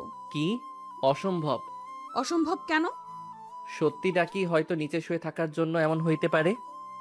হয়েছে, যাও ফ্রেশ হয়ে আসো তাড়াতাড়ি। ঈশান উঠে ফ্রেশ হতে চলে গেল। ইভা মিটিমিটি করে হাসতে লাগলো। ঈশান ফ্রেশ হয়ে বের হইলে দেখে ইভা খাটের উপরে শার্ট আর প্যান্ট রেখেছে। ঈশান কিছু বলার আগে ইভা ওয়াশরুমে চলে গেল। ঈশান শার্ট প্যান্ট পরে নিল। ঈশান কলার ঠিক করতে লাগলো। ইভা বের হয়ে ঈশানের শার্টের বোতাম খোলা দেখে অবাক হয়ে গেল। ইভা বলে ওঠে, তুমি কি প্রতিদিন জিম করো নাকি? ঈশান ইভার কথা শুনে সাথে সাথে শার্টের বোতাম লাগাতে লাগলো। ইভা ঈশানের কাছে গেলে সাথে সাথে ঈশান ব্যাগ নিয়ে খাটে বসলো। ইভা বলে, দেখি একটু। লুচ্চা নাকি? রেডি হন। ইভা মুখ ভেঙচি দিয়ে রেডি হতে লাগলো। ঈশান এবার দিকে তাকাতে এবার রেডি হয়ে বলল, চলেন, রেডি হওয়া শেষ। আপনি একমাত্র মাইয়া যে এত তাড়াতাড়ি রেডি হতে পারেন। আপনাকে নোবেল পুরস্কার দেওয়া দরকার। মানে? কিছু না, চলেন। ঈশান এবার পিছন পিছন যেতে লাগলো। নিচে গিয়ে দুজন খাবার খেয়ে বের হয়ে গেল। প্রতিদিনের মতো ঈশানকে গেটের সামনে নামিয়ে দিল। ঈশান ঝোজা ওর ফ্রেন্ডের সাথে কুশল বিনিময় করে ক্লাসে চলে গেল। রাকিব ঈশানকে বলল, এত লেট হইল কেন রে? ঘুম ভাঙতে দেরি হয়েছে, আর ঠিক সময় তো এসেছি। সাথে সাথে ক্লাস শুরু হয়েছে। ঈশান মনোযোগ দিয়ে ক্লাস করতে লাগলো। ক্লাস শেষ হইলে বাহিরে গেলে রাফি ডাক দিলে তিনজন ওইদিকে যেতে লাগলো। ওদের সামনে গিয়ে ঈশান বলল, ভাইয়া কিছু বলবে? ছোট আম্মু তোমাকে কোচিংয়ে ভর্তি করে দিতে বলেছে। টাকা খরচ করতে হবে না। আপনার বেস্টু তো আছে, উনি তো আমার ম্যাম হতে পারে। ওহি তোমাকে পড়ানো বাদ লাঠি পেটা বেশি করবে। তাই নাকি? আমিও অন্য কিছু দিয়ে দৌড়াবো। কি দিবা? কিছু না। আপনি কি আমাকে পড়াতে পারবেন না? এসব বাদ দাও আম্মু, যা বলে তাই শোনো। ভালোভাবে পড়াশোনা করো, অন্য চিন্তা মাথা থেকে ঝেড়ে ফেলে দাও। ঈশান, তুমি চাইলে আমি তোমাকে পড়াতে পারি। তুই পড়াবি? তুই তো ভালো স্টুডেন্ট আছো। ওকে, তুই তাহলে ঈশানকে পড়াস, আর যা বেতন নিবি আমি তোকে দিয়ে দেব। আরে, ওকে পড়াতে বেতন লাগবে না। দেখ, তা কখনো হয় নাই। এই শোন, ঈশানের সাথে আরো কিছু স্টুডেন্ট পড়া, তাহলে তোর আর তোর আব্বু থেকে হাত খরচ নিতে হবে না। আমার ভালো সুযোগ থাকলেও আমি টিউশনি করতাম। ঈশানকে আমি পড়াবো, অন্য কারোর পড়ানোর দরকার নাই। রাইসা সরল আর অনেকটা নরম মনের মানুষ। এই ফাজিল কি একটা কিছু বুঝলে রাইসা গলে যাবে। পড়া তো হবেই না, উল্টো পড়াচোর হবে। আমি কঠোর হব, এত মাথা ঘামাস না।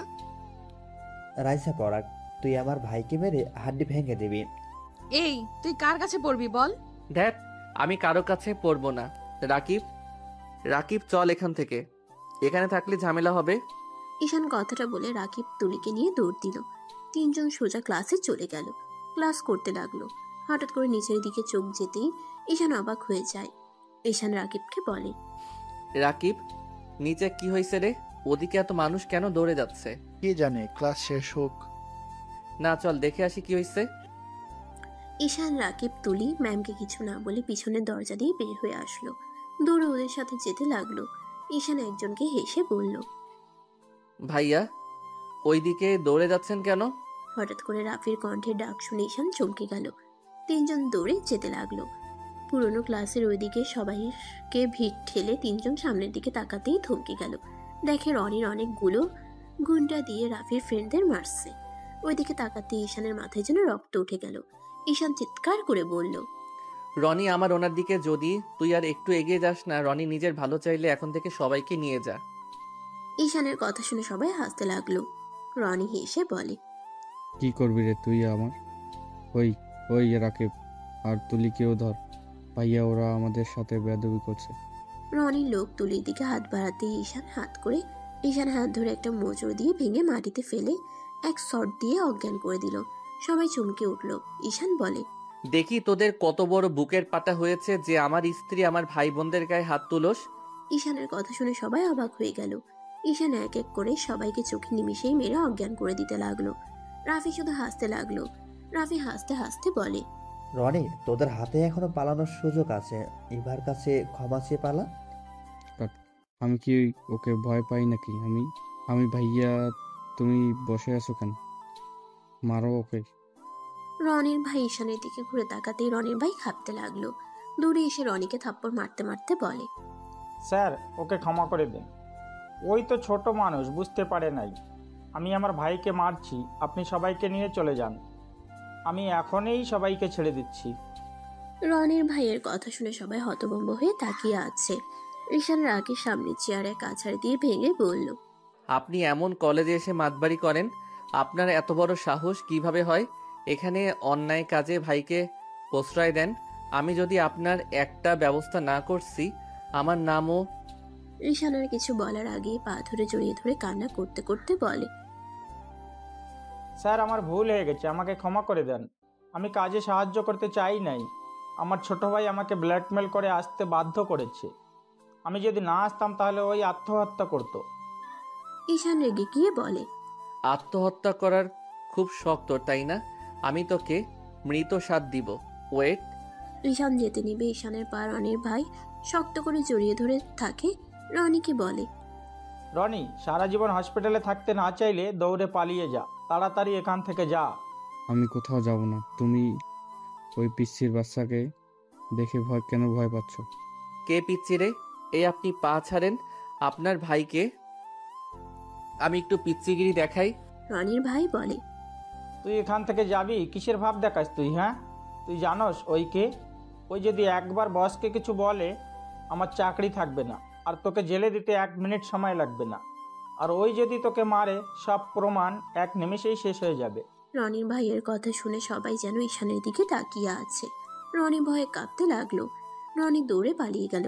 রনির ভাই বলে, স্যার, আমাকে ক্ষমা করে দেন। আমি আর কোনোদিন এমন ভুল করব না। আমার চোখের সামনে থেকে যান, আর আপনার ভাই আমার নজরে সব সময় থাকবে। ঈশানের কথা শুনে ভয়ে দৌড়ে চলে গেল।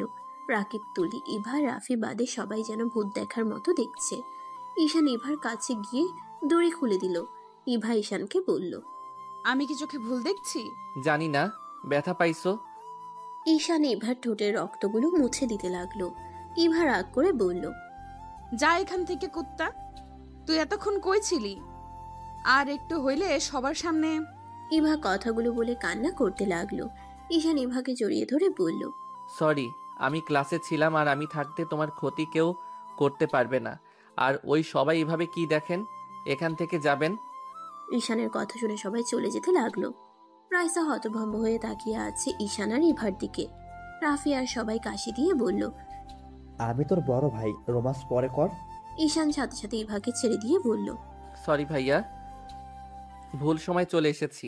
তোমাকে এত মারছে, আর আমাকে একবার কাউকে দিয়ে ডাক দিতে পারলে না? ঈশান, তোমার এই কলেজে পড়া উচিত না।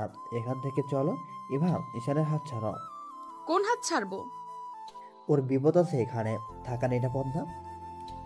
ঈশান সাথে সাথে ইভাকে ছেড়ে দিয়ে বলল। ঈশানের হাত ধরে রাফি নিয়ে যেতে লাগলো। ইভা ঈশান রাফির পিছন পিছন যেতে লাগলো। ঈশান রাফির বাইকে উঠলো। ইভা ঈশানদের পিছন পিছন যেতে লাগলো। হঠাৎ করে পিছন থেকে ঈশানের উপরে কেউ গুলি চালিয়ে দিল। ঈশান ছিটকে রাস্তায় পড়ে গেল। ইভা জোর একটা চিৎকার দিলে রাফি পিছনে ঘুরে তাকালো। ইভা বাইক থামিয়ে ঈশানকে ধরলো। রাফি বাইক ঘুরিয়ে ঈশানের কাছে এসে ধরলো। ইভা চিৎকার করে কান্না করতে করতে বলল, ঈশান, চোখ খুলো। ঈশান, প্লিজ চোখ খুলো। ঈশান, প্লিজ চোখ খোল। ঈশান, ওঠেক না ভাই। রাফি ইভা কান্না করতে লাগলো। ইভা বলে ওঠে, রাফি, ওকে নিয়ে হসপিটালে চলো প্লিজ। ইভা রাফি ঈশানকে কোলে তুলে বাইকের কাছে গেলে দেখে দুইটা বাইকের পাঞ্চার হয়ে গেছে চাকা। ইভা রাফি দুইজন গাড়ি থেকে সাহায্য যেতে চাইতে লাগলো। হঠাৎ করে পিছন থেকে কয়েকজন এসে রাফি ইভাকে সরিয়ে দিয়ে কালো গাড়িতে করে ঈশানকে নিয়ে চলে গেল। ঈশান ইভা দৌড়াতে লাগলো। গাড়িটা ধরতে পারলো না। ইভা দৌড়াতে গিয়ে গাড়ির সাথে ধাক্কা লেগে পড়ে গেল। 5 বছর পর। আর কতদিন এভাবে ঈশানের স্মৃতি নিয়ে বেঁচে থাকবি? তুই আমাদের একমাত্র সন্তান। আমরা এভাবে আর দেখতে পারছি না। যে মারা গেছে তার স্মৃতি কতদিন বেঁচে থাকা যায়? তোর সুন্দর একটা ভবিষ্যৎ আছে। আমি কাউকে ঈশানের জায়গা দিতে পারবো না। আমাকে কেন বারবার জোর করছো? যদি এমন করো তাহলে আমি কোথাও হারিয়ে যাব, আমাকে আর খুঁজে পাবে না। পারস তো একটাই কথা বল, খালি এটাই কথা, হারিয়ে যাবি। আমাদের কথা কি একবারও ভাববি না? এই বুড়ো বয়সে কি একটু শান্তিতে থাকতে দিবি না? আমাকে হসপিটালে যেতে হবে। ইভা কথাগুলো বলে চলে গেল। ইভা বাসা থেকে বের হয়ে গাড়িতে উঠে পড়ল। রিভা ঈশানের কথা ভাবতে লাগলো। চোখের কোণায় পানি আসলো, সাথে সাথে মুছে ফেললো। এদিকে আতিয়া রাস্তার পাশে দাঁড়িয়ে একটা ছেলের সাথে কথা বলা দেখে ইভা গাড়ি থামিয়ে কাজ নামিয়ে বলল, আতিয়া কি করছো এখানে? ওহ ভাবি, আপনার কাছে যাচ্ছিলাম। আমার ফ্রেন্ডের সাথে দেখা হলো অনেকদিন পর তো। ভাবি, এটা আম্মু আপনার জন্য পাঠিয়েছে। গাড়িতে ওঠো। ভাবি, কলেজে যেতে হবে। উঠতে বলেছি, ওঠো, আমি নামিয়ে দিচ্ছি। ইভা ছেলেটাকে বিদায় দিয়ে গাড়িতে উঠে পড়ল। ইভা আতিয়ার দিকে তাকিয়ে বলল, আতিয়া, ছেলেদের সাথে একটু কম মেশার চেষ্টা করো। ভাবি, আপনি কি আমাকে সন্দেহ করছেন নাকি? সন্দেহ না, তুমি কোথায় কি করো সব কিন্তু আমি জানি। আর তুমি আন্টির সাথে বেয়াদবি করো কেন? বেয়াদবি কি আমি ইচ্ছে করে করতে চাই? আম্মু সবকিছুতে বেশি শাসন করে। আমি তো বড় হয়েছি, তাই না? এখন কি আমি নিজের ইচ্ছে মতো চলতে পারবো না নাকি? আতিয়া, তুমি এতটাই বড় হয়ে গেছো যে এটাও বুঝতে পারলে না আন্টি কেন তোমার সাথে এমন করে। দেখো, অলরেডি তোমার ভাইয়াকে সে হারিয়ে ফেলেছে। সে চায় না তোমার কিছু হোক। তুমি তার শেষ ভরসা। তোমার কিছু হইলে সে আরো ভেঙে পড়বে। আমি জানি, কিন্তু রাগ উঠে গেলে আমি কি করব? আর আমি আমার ভাইয়ার মৃত্যুর রহস্য বের করবই। আমার ভাইয়াকে যে মারছে আমি তাকে মেরে ফেলবো। চুপ করো, এসব মাথা থেকে বের করে দিয়ে পড়াশোনায় মনোযোগ দাও। ও ভাবি, আব্বুর সাথে দেখা করতে যেতে হবে। আমি গতকাল রাতে দেখা করতে গেছিলাম। আব্বুকে কবে ছাড়ানো যাবে? আব্বুকে এভাবে দেখতে ভালো লাগে না। খুনের মামলা, আর আমরা চেষ্টা করছি খুব তাড়াতাড়ি উনি বের হয়ে আসবে। দুজন কথা বলতে বলতে ইভা আতিয়াকে কলেজের সামনে নামিয়ে দিয়ে ইভা হসপিটালে চলে গেল। হঠাৎ করে হসপিটালে কয়েকজন দৌড়ে ভিতরে ঢুকলো। একটা লোককে কাঁধে নিয়ে একজন ডাক্তার ডাক্তার বলে ডাকতে লাগলো। ইভা দৌড়ে বাহিরে আসলে দেখতে পায় একজন মানুষের অবস্থা খুব খারাপ। ইভা নার্সকে ইশারা করলে নিয়ে গেল। ইভা চলে গেল। ইভা লোকটাকে চিকিৎসা দিতে লাগলো। বাইরে তিনজন লোক বসে আছে। ইভা বাহিরে আসতেই একজন ইভার সামনে এসে বলল, ম্যাম, আমার ভাইয়ার কি অবস্থা? ইভা সামনের লোকটাকে দেখে চমকে গেল। ইভা লোকটাকে শক্ত করে জড়িয়ে ধরে সারা মুখে চুমু দিতে লাগলো। সবাই হতভম্ব হয়ে গেল। ঈশান, তুমি বেঁচে আছো? কি করছেনটা কি? ঈশান ধাক্কা দিয়ে সরিয়ে দিল। ঈশান বলে, এইসব লুচ্চা টাইপের ডক্টরকে রাখছে রে। এই আমার ভাইয়ার কি অবস্থা সেইটা বলেন। ঈশান, আমাকে তুমি চিনতে পারছো না নাকি? ঈশান, আমি তোমার স্ত্রী ইভা। এই কার কাছে নিয়ে আসলাম? এই ডক্টর তো পাগল। এই কেউ পাবনা পাঠাতো, মেজাজ গরম হয়ে যাচ্ছে। ইভাকে ধাক্কা দিয়ে সরিয়ে দিয়ে ঈশান ভিতরে ঢুকে দেখে ওর ভাই ঠিক আছে। ঈশান বসে কানে কানে বলে, তোকে আমি এত সহজে মরতে দিব না। লোকটা বলতে লাগলো, আমাকে ছেড়ে দেন, আমি কিছু জানি না। তাহলে তোর ফ্যামিলির ব্যাপারে আমিও কিছু জানি না? ঈশান কথাটা বলে ফোন করতে যাবে, সাথে সাথে লোকটা ঠিকানা বলে দিলে ঈশান গুলি করে দিল। ইভার সাথে সবাই তাজ্জব হয়ে গেল। ইভা দৌড়ে এসে বলল, এইসব কি করলে? পাগল হয়ে গেছো? এই পাবনা পাঠিয়ে দাও এই পাগলকে। ঈশান ইভাকে সরিয়ে দিয়ে বের হয়ে গেল। ইভা দৌড়ে ঈশানের পিছন পিছন যেতে লাগলো। ঈশানের লোকজন ইভাকে আটকিয়ে রাখলো। ঈশানের লোক ইভাকে অজ্ঞান করে ওইখানে ফেলে চলে গেল।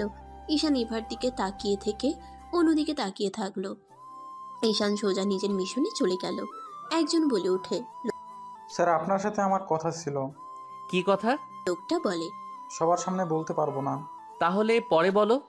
ঈশান সব ইনফরমেশন পাঠিয়ে দিয়ে নিজে চলে গেল। সবাই ঠিকানা অনুযায়ী ড্রাগ সাপ্লাইকারীদের সাথে মারামারি করতে লাগলো। মারামারি করতে করতে একজনের হাতে গুলি লাগলে ঈশান সাথে সাথে তাকে ধরে যে গুলি করেছে তার মাথায় গুলি করে দিল। পুলিশ এসে সবাইকে ধরে নিয়ে যেতে লাগলো। ঈশান লোকটাকে গাড়িতে তুলে গুলি বের করে ঈশান বেঁধে দিল। ঈশান হোটেলে চলে গেল। হোটেলে গেলে ঈশানের পেছনে লোকটা রুমে ঢুকে দরজা লাগিয়ে দিলে ঈশান খাটের উপরে শুয়ে থেকে বলল, কি বলতে চাইলে বলো। লোকটা কাছে এসে বলে, স্যার, ওই ডক্টর কিন্তু সত্যি আপনার স্ত্রী। কি বলো, মাথা খারাপ হয়ে গেছে? লোকটা ঈশানকে বলে, সত্যি বলছি স্যার, উনি আপনার স্ত্রী। আপনি তো সব ভুলে গেছেন। কলেজে আপনি ওনাকে বাঁচাতে গিয়ে সব কিছু ফাঁস হয়ে গেছিল, আর ওনার সামনে থেকে আপনাকে আমরা তুলে নিয়ে এসেছিলাম। এই দেখেন ছবিগুলো। ঈশান মুচকি হেসে বলে। দেখতে হবে না, তুমি যাও। লোকটা আর কিছু বলতে পারলো না। ঈশানের কথা মতো চলে গেল। ঈশান ঘাটে শুয়ে ফোনটা বের করে, বোতামের ভেতরে ক্যামেরাটা বের করে ল্যাপটপ থেকে এবার ফুটেজটুকু বারবার দেখতে লাগলো। ঈশানের ফোনে কল আসলে ঈশান কল রিসিভ করলো। ঈশানের বস বলল, গুড জব, তোমার কাজ তো শেষ হয়ে গেল। এখন তোমার ফ্যামিলির সাথে দেখা করার পালা। এখনো করব না, আমার মিশন শেষ হয় নাই। ঈশান বসের কথা বলা শেষ করে ওয়াশরুমে চলে গেল। ঈশান হোটেল থেকে বের হইলে ঈশানের পিছন পিছন বডিগার্ড যেতে লাগলো। ঈশানের রাগ হতে লাগলো। ঈশান গাড়ি থামিয়ে বলল, সমস্যা কি? সবাই চলে যান, যদি পিছনে দেখি গুলি মেরে দিব বলে দিলাম। ঈশানের কথা শুনে চলে গেল। ঈশান ওর হাতে এক পাশে চাকু নিয়ে কেটে ফেললো। ঈশান ওর হাতের এক পাশে চাকু দিয়ে কেটে ফেললো। তারপর হসপিটালে চলে গেল। ইভাকে খুঁজতে লাগলো। ইভার সাথে ঈশান রাহেলা বেগমকে দেখে লুকিয়ে পড়লো। ইভা রাহেলা বেগমকে বলছে, আন্টি বিশ্বাস করেন, ওইটা ঈশান ছিল। প্লিজ আমার কথা বিশ্বাস করেন। ইভা, পাগলামি করো না। তুমি ভালো করে জানো ঈশান মারা গেছে। ওর লাশ আমরা কবর দিয়েছি। তারপর কিভাবে বলতে পারো ও বেঁচে আছে? আন্টি ওই লাশটা এমন ভাবে পড়ে গেছিল দেখে বোঝাই যাচ্ছিল না ওইটা ঈশানের লাশ নাকি অন্য কারোর। ওর শার্ট প্যান্ট টুকরো দেখে তো বোঝা যাচ্ছিল। দেখো, তুমি ভুল দেখছো। এমন পাগলামি করো না। আর তোমার আম্মু তোমার বিয়ে ঠিক করেছে, আগামীকাল তারা আসবে। অসম্ভব, আমি বিয়ে করব না, আমি বাড়ি থেকে পালিয়ে যাব। ঈশান ওদের দুজনের কথা শুনতে লাগলো। ঈশান সুযোগ বুঝে ওইখান থেকে পালিয়ে গেল। এদিকে ইভাকে রাহেলা বেগম নিয়ে চলে গেল। ইভা যেতে না চাইলে রাহেলা বেগম জোর করে নিয়ে গেল। ইভা কান্না করতে লাগলো। রাহেলা বেগম ইভাকে বুঝাতে লাগলো। ইভা বলতে লাগলো, আন্টি আমি আপনার ছেলেকে অনেক ভালোবাসি, আমি ওকে ছাড়া কাউকে বিয়ে করতে পারবো না। তুমি কেন বুঝছো না আন্টি? তুমি সবাইকে বলে দাও যে তোমার ছেলের বউ কে, কারোর সাথে বিয়ে দেবে না। ইভা, পাগলামি করিস না মা। দেখ মা, সারা জীবন একা থাকা কোনোভাবেই কোনো মেয়ের পক্ষে সম্ভব না। তোর পাশে একজন অবশ্যই দরকার যে সারা জীবন তোর পাশে থাকবে। আর তোর আব্বু আম্মু তো বয়স হয়ে যাচ্ছে, ওনারা তোর টেনশনে শান্তিতে মরতেও পারবে না। তাদের আর কতদিন কষ্ট দিবি বল? আর আমার ছেলেটা যদি বেঁচে থাকতো তাহলে তো কেউ তোরে জোর করতো না, তাই না? আন্টি ওই বেঁচে আছে, আমি নিজের চোখে ওকে দেখেছি, কিন্তু ওই আমার সামনে একজনকে মেরে ফেললো। ঈশান এমন কাজ করতেই পারে না, ওর ব্যাপারে সবাই জানে। ওই সরম আর ভদ্র একটাই ছেলে, শান্ত ছেলে, কিভাবে এমন একটা কাজ করতে পারে? ওই যদি ওইরকম হইতো তাহলে ওর বড় আব্বুর কাছে এত অত্যাচারিত হতো বল? আন্টি তুমি জানো না, ঈশান সবার সামনে যেমন দেখাতো আসলে ওই তেমন ছিল না। সেদিন আসল ঘটনা তোমাকে বলি নাই, তুমি আমার কথাটা পুরো শোনো। ইভা কলেজের সবকিছু খুলে বলে। রাহেলা বেগম অবাক হয়ে বলে, কি বলছিস এইসব?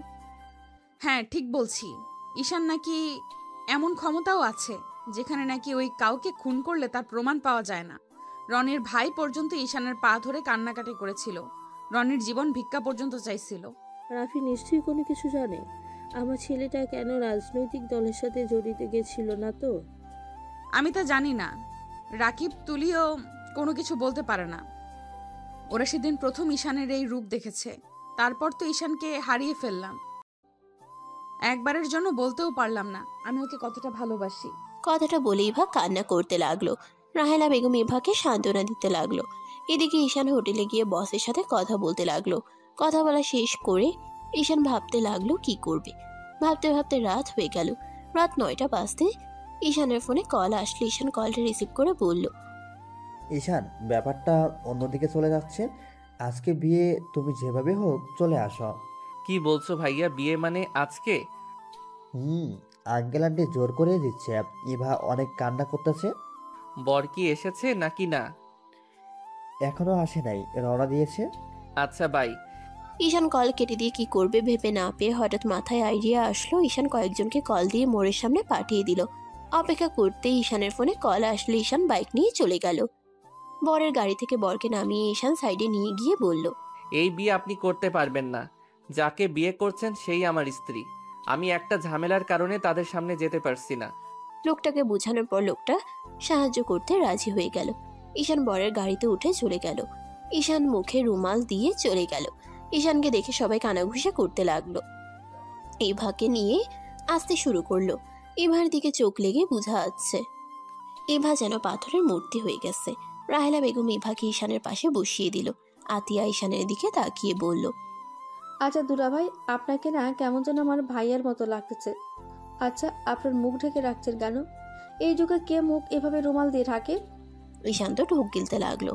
বরের বাবা মা বলে, তোমার দুলাভাই একটু বেশি লাজুক তো, তাই লজ্জা পাচ্ছে। ছেলে মানুষও লজ্জা পায়। আতিয়া ঈশানের দিকে ভালোভাবে তাকাতে লাগলো।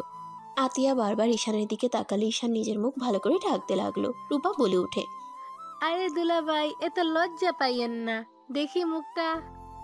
আরে ছাড়ো, ওনার লজ্জা লাগছে। হুদাই কেন ঝামেলা করছো? কাজী সাহেব, বিয়েটা তাহলে পড়িয়ে দেন।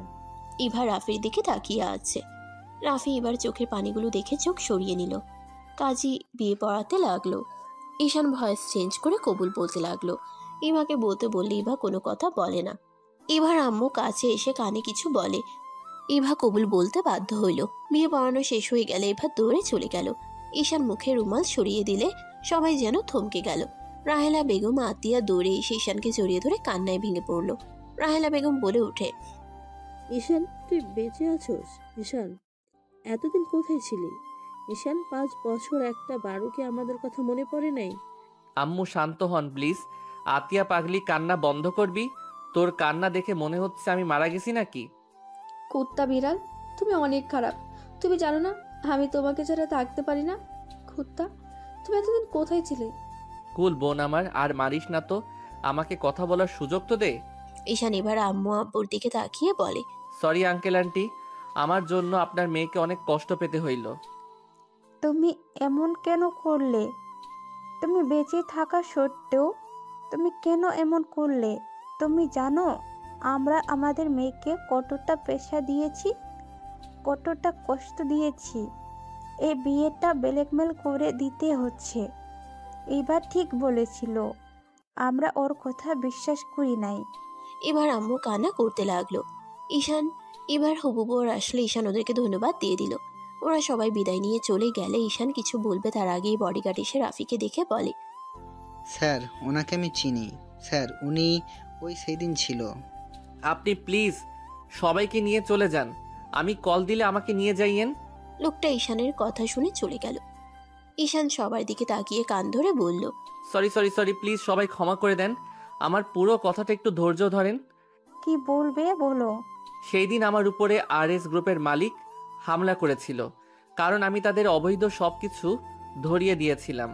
আমি গোয়েন্দা বিভাগের মানুষদের সাহায্য করতাম ক্লাস 8 থেকে। আমি বয়সে ছোট হইলেও আমার বুদ্ধির কারণে গোয়েন্দা বিভাগের এজেন্টকে আমি একবার বাঁচিয়েছিলাম। সেই সব ট্যালেন্ট দেখে আমাকে তার অনেক পছন্দ হয়, আর এই সব বিষয়ে আমার আগে থেকে অনেক আগ্রহ ছিল। আমি ওনাদের সাথে ট্যালিং করতাম। আমাকে ছোট ভেবে প্রথমে নিতে রাজি হয় নাই। আমার আগ্রহ দেখে তারা আমাকে নেয়। আমি পড়াশোনার পাশাপাশি ওইখানে গিয়ে ট্যালিং নিতাম। কি এত ছোট বয়সে এইসব কিভাবে যেতে পারলে তুমি?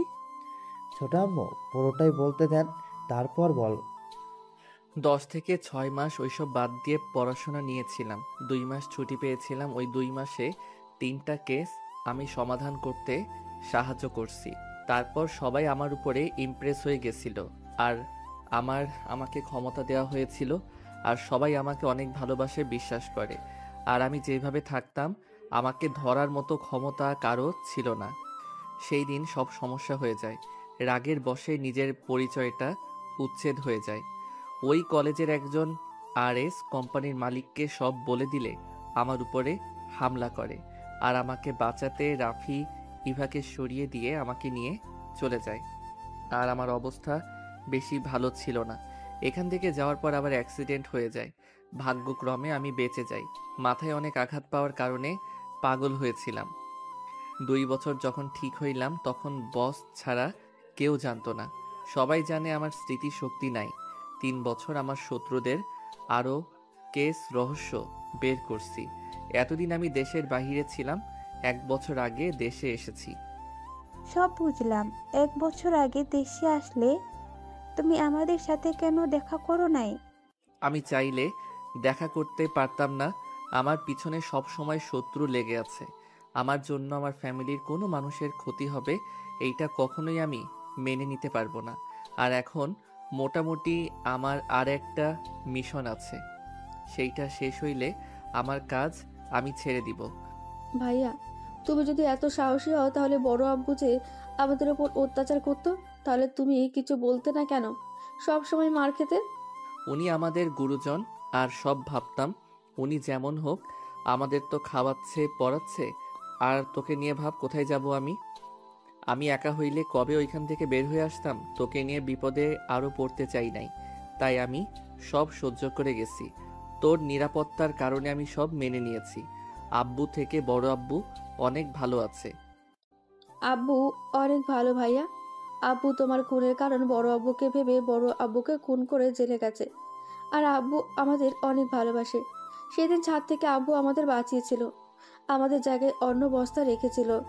সেই আমাদের অনেক ভালোবাসতো, বাট কখনোই প্রকাশ করতো না। আতিয়ার কথা শুনে ঈশান হতভম্ব হয়ে গেল। কি বলছিস এইসব? হ্যাঁ ঠিক বলছি, তোমার আব্বু তোমাকে অনেক ভালোবাসে। তোমার মৃত্যু সহ্য করতে না পেরে ঈশান একবার তোমার আব্বুর সাথে দেখা করো, সেই নিজেকে তিলে তিলে শেষ করে দিচ্ছে। হ্যাঁ ঈশান, তোমার আব্বুর সাথে দেখা করো। আমি আপাতত জেলে যেতে পারছি না। আচ্ছা চিন্তা করেন না, আমি আব্বুকে জেল থেকে বের করে নিয়ে আসব। এবার কাছে গিয়ে দেখা করো। মেয়েটা আমার মনে হয় কান্না করতে করতে অবস্থা খারাপ। আচ্ছা কান্না করতে থাক, আজকে যত ইচ্ছে কান্না করুক। এরপর থেকে কখনোই চোখে পানি আসতে দিব না। আমাকে এখন যেতে হবে। আম্মু দোয়া করেন আমি যেন সুস্থভাবে ফিরতে পারি। তুমি কোথাও যাবে না, কোনো মিশন যাওয়া লাগবে না। আম্মু ভয় পাবেন না, কার মৃত্যু কোথায় হবে বলা যায় না। ঈশান ফোন বের করে উকিলকে কল দিয়ে কথা বলে নিল। কথা শেষ করে আতিয়ার কাছে নাম্বার দিয়ে বলল, এটা উকিলের নাম্বার, আমি আসতে সময় লাগবে। উকিল সাথে সব সত্যি খুলে বলিস, আর বাকিটা উকিল দেখে নিবে। আর ইভাকে বলার দরকার নাই। ইভাকে বলো বর লজ্জা পেয়ে 1 সপ্তাহের জন্য বাড়িতে গেছে। ঈশান কথাগুলো বলে বের হয়ে গেল। ঈশান সোজা গার্ডেনের ইনফরমেশন দিয়ে চলে গেল বাইক নিয়ে। মাঝ রাস্তায় গার্ডরা গাড়ির সামনে থামালে ঈশান উঠে পড়ল। ঈশান গাড়ির ভেতরে পোশাক পরিবর্তন করে ফেলল, রেডি হয়ে চলে গেল লোকেশন অনুযায়ী। ওখানে গিয়ে মারামারি চলতে লাগলো। ঈশানের পায়ে একটা গুলি লাগলে ঈশান সোজা লোকটার চোখে গুলি করে দিল আগে। পুলিশ সবাইকে ধরে নিয়ে গেল। ঈশানের বডিগার্ড ঈশানকে নিয়ে চলে গেল। ঈশান নিজের পায়ের গুলি নিজেই বের করে ব্যান্ডেজ করে নিল। ঈশান সোজা এখান থেকে সিলেট চলে গেল। 1 সপ্তাহ পর ঈশান ঢাকায় চলে আসে। দরজার কলিং বেল বাজাতেই আতিয়া দরজা খুলে দিলে ঈশান বলল, কেমন আছোস পিচ্ছি? ভালো দুলা ভাই।